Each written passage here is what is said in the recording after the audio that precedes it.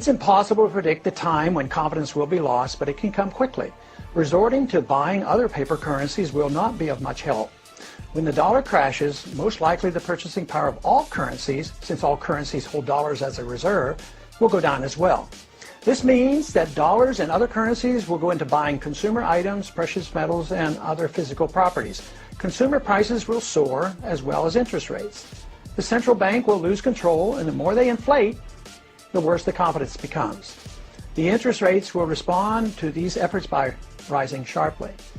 If the Fed tries to reverse the run on the dollar, interest rates will also soar, and the pain on American citizens will be of such proportion that political chaos will result. Either scenario leads to political and social chaos, the third event, and the most dangerous. With no ability of the federal government to fund its commitments, international or domestic, major changes will occur in our system. The social unrest will elicit cries for government to exert unusual force to head off a complete breakdown of law and order. The ultimate trap will be set for a system of government claiming to protect a free society. If more power and police authority are not given to the federal government, it will be argued that only anarchy will result.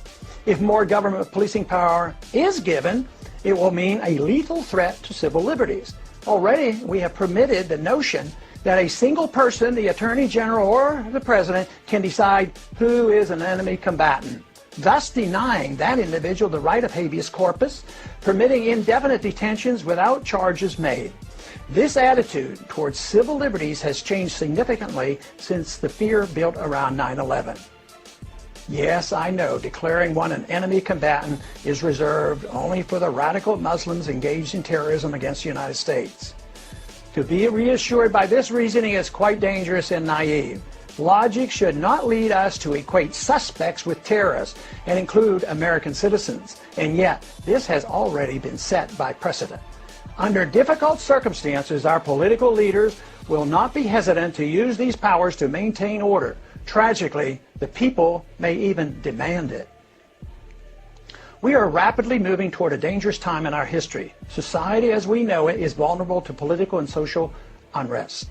This impending crisis comes as a consequence of our flawed foreign and domestic economic policies, a silly notion about money, ignorance about central banking, and ignoring the onerous power and mischief of out-of-control intelligence agencies. Our unsustainable welfare state and a willingness to sacrifice privacy and civil liberties in an attempt to achieve safety and security from an inept government. Dangerous times indeed. What can be done about it? Must we wait for the inevitable and expect to restore our liberties in a street fight against the overwhelming power of the state? Not a good option.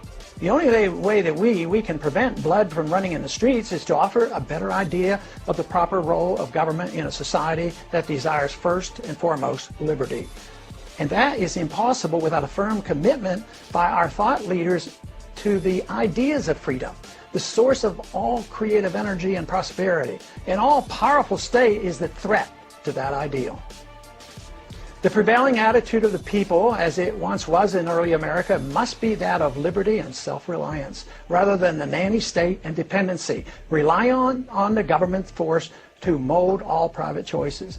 If this is understood, a smooth, although not painless, transition to a free society is achievable.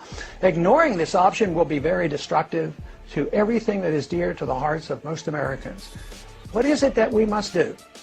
We must immediately embark on balance the budget by reducing spending, change our foreign policy to that of non-intervention, a full audit and more supervision of the Federal Reserve, leading to abolishing the Federal Reserve, legalize competition to the Federal Reserve with competing currencies, regain respect for civil liberties and privacy while reining in the CIA, wean ourselves off the dependence of wealth transfers by government, abolish crony capitalism, no subsidies, no bailouts, no regulatory or tax privileges to protect the powerful elite, especially the military-industrial complex.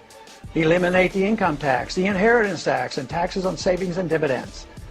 None of this can happen without the restoration of Congress to its dominant position of the three branches of government, as was originally intended by the Constitution.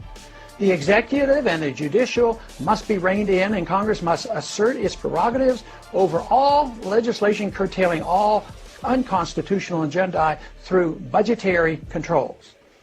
Signs abound that angry Americans are now more ready than ever before for a change in direction that is indeed real. If this program were improvised, even suddenly and dramatically, the adjustment, though significant and to a degree somewhat painful, would be much shorter and of minor consequence compared to the chaos and poverty that will result if we refuse to change our gluttonous appetite for a free lunch.